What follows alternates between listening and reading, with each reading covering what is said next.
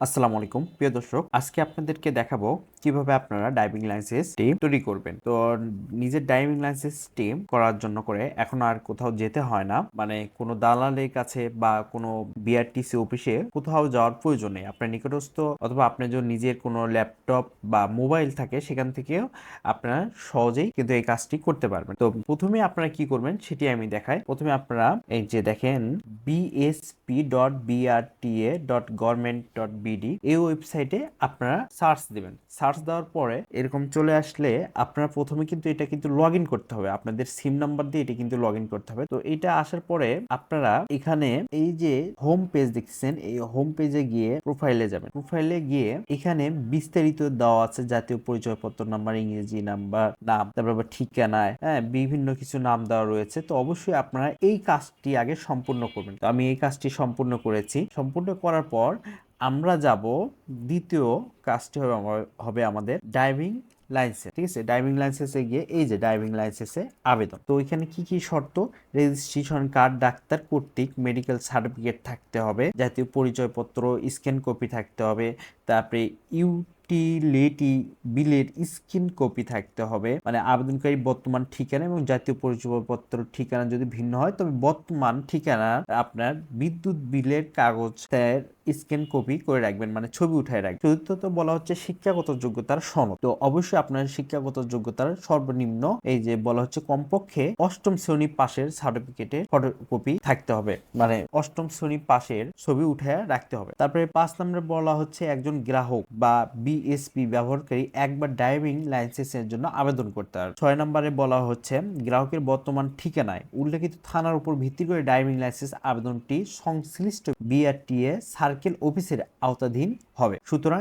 আপনি যে ঠিকানায় থাকবেন সেখানে এটি ড্রাইভিং লাইসেন্সটি কিন্তু আপনার আবেদনপত্রটি সংশ্লিষ্ট বিআরটি সার্কেলে অফিসে আওতাধীন হবে। সুতরাং আপনারা সেইভাবে কাজটি করবেন। তো 7 নম্বরে বলা হচ্ছে গ্রাহক অনলাইনে আবেদনের বাংলা ও ইংরেজিতে নির্ভুল তথ্য যথাযথভাবে পূরণ করতে হবে। অবশ্যই আবেদনের সময় আপনারা বাংলা এবং ইংরেজি নির্ভুলভাবে আপনাদের এনআইডি থেকে দেখে পূরণ করার চেষ্টা করবেন। এবং লাস্টে যে কথাটি বলা হচ্ছে কমিক নাম্বার 8-এ, অনলাইনে আবেদন দাখিলের সময় ভুয়া তথ্য প্রদান করা হলে তার স্মার্ট ড্রাইভিং লাইসেন্স বাতিল সহ তার বিরুদ্ধে আইনানুগ ব্যবস্থা গ্রহণ করা হবে শুধুমাত্র ভুয়া তথ্যের কারণে। সুতরাং এখান থেকে অবশ্যই আপনারা সাবধান। এটাই বিআরটি থেকে এটা যাচাই বাছাই কিন্তু করে থাকে। তো এগুলো আপনার 1 থেকে কমিক নাম্বার 8 পর্যন্ত শর্তাবলী মেনে আপনারা এই যে আমি সম্মত এখানে ক্লিক করার পর এই যে দেখেন আমি প্রোফাইলে আগে কাজটি করেছি। প্রোফাইলে কাজটি করার কারণে আমার অটোমেটিকলি আমার অটো ভাবে কিন্তু এগুলো চলে আসে। তো এটা আসার পরে যে নেক্সট বাটনে ক্লিক করব। নেক্সট বাটনে ক্লিক করার পর 2 নাম্বার এই যে বলেছে ড্রাইভিং লাইসেন্সের তথ্য, এই যে দেখেন অটোমেটিক ভাবে কিন্তু চলে আসছে ইংলিশ। তো এখানে বাংলা কোনো অপশন নাই। আচ্ছা, তারপরে দিবেন হচ্ছে আপনার ড্রাইভিং লাইসেন্সের ধরন, এখানে দিবেন প্রফেশনাল। ঠিক আছে, তারপর আবেদনের ধরন এখানে দিতে হবে না, আপনাকে এখানেও দিতে হবে না, এখানেও অটোমেটিক ভাবে বসা আছে। তো এটা দেওয়ার পরে এখানে দিবেন মোটর যানের শ্রেণী। তো মোটর যানের শ্রেণী মোটরসাইকেল এবং রাইড। ঠিক আছে, এই দুইটা দিয়ে দিই। আর দেওয়ার পর এই যে নেক্সটে ক্লিক করো। নেক্সটে ক্লিক করার পরে সেভ সাকসেসফুল, মানে 2 নম্বর পর্যন্ত কিন্তু সেভ হয়েছে। 2 নম্বর পর্যন্ত সেভ হয়ে যাওয়ার পরে এই যে 3 নম্বর অপশনে চলে আসছে আবেদনকারী প্রাথমিক তথ্য। তো তথ্যর এখানে নাম চাচ্ছে, পিতার নাম। তো এখানে কিন্তু দেওয়া রয়েছে আমার সবগুলো। ওই যে প্রোফাইলে গিয়ে আমি কিন্তু এগুলো সব বসে দিয়েছি, তো সেইগুলো কিন্তু অটোমেটিক ভাবে চলে আসতো। এটা করার পর এই যে শিক্ষাগত যোগ্যতার এখানে যাবে, শিক্ষাগত গিয়ে আমি এসএসসি দিলাম, এসএসসি দিয়ে ঠিক আছে। এটা দেওয়ার পরে আপনার দ্বৈত নাগরিক না, তারপরে এখানে বাংলায় চাচ্ছে, বাংলায় দিয়ে দিবেন।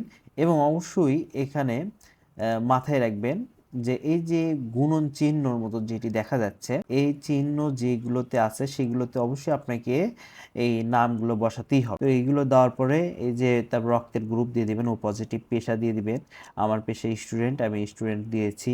তারপর জাতীয়তা বাংলাদেশি দিয়েছি। তারপরে আবার নেক্সট বাটনে আমরা ক্লিক করব।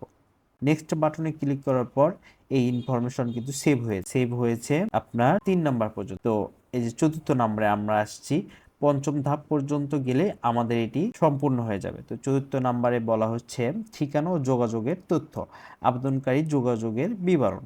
তো মোবাইল নাম্বার চাচ্ছে, আমি মোবাইল নাম্বারটি দিয়েছি, তারপরে ইমেল নাম্বারটাও দিয়েছি, ফোন নম্বর আবাসিক যদি থাকে দিয়ে দিবেন, আর না থাকলে সমস্যা নেই। আবার বলা হচ্ছে জরুরি যোগাযোগের বিবরণ, এখানে নাম চাচ্ছে, সম্পর্ক, মোবাইল নাম্বার আমি দিয়েছি, স্থায়ী ঠিকানা, এবং দেওয়ার পরে এই যে বর্তমান ঠিকানা, ঠিক আছে, এটি দিবেন স্থায়ী ঠিকানা। স্থায়ী ঠিকানা দেওয়ার পর এই যে বর্তমান ঠিকানা, এখানে বর্তমান ঠিকানায় আপনার যে কাজটি করবেন, এই নামটা সেম, এই নামটা এখানে বসে দিবেন। তো ঠিকানাটি দেওয়ার পর সেম ঠিকানা আপনারা ইংরেজিতে এখানে দিয়ে দিবেন। দেওয়ার পরে এখানে দেখেন নিচে যে সার্কেল অফিস ও ভেন্যু দেওয়া রয়েছে, সার্কেল অফিস ঢাকা ডিস্ট্রিক্ট কিন্তু চলে আসছে, আবার পরীক্ষার স্থানও কিন্তু এখানে দেওয়া রয়েছে। তো আপনার এখানে অপশন আছে যে আপনারা পাশে কোথায় দূরত্ব মানে কম হবে সেটি কিন্তু এখানে দেখাচ্ছে।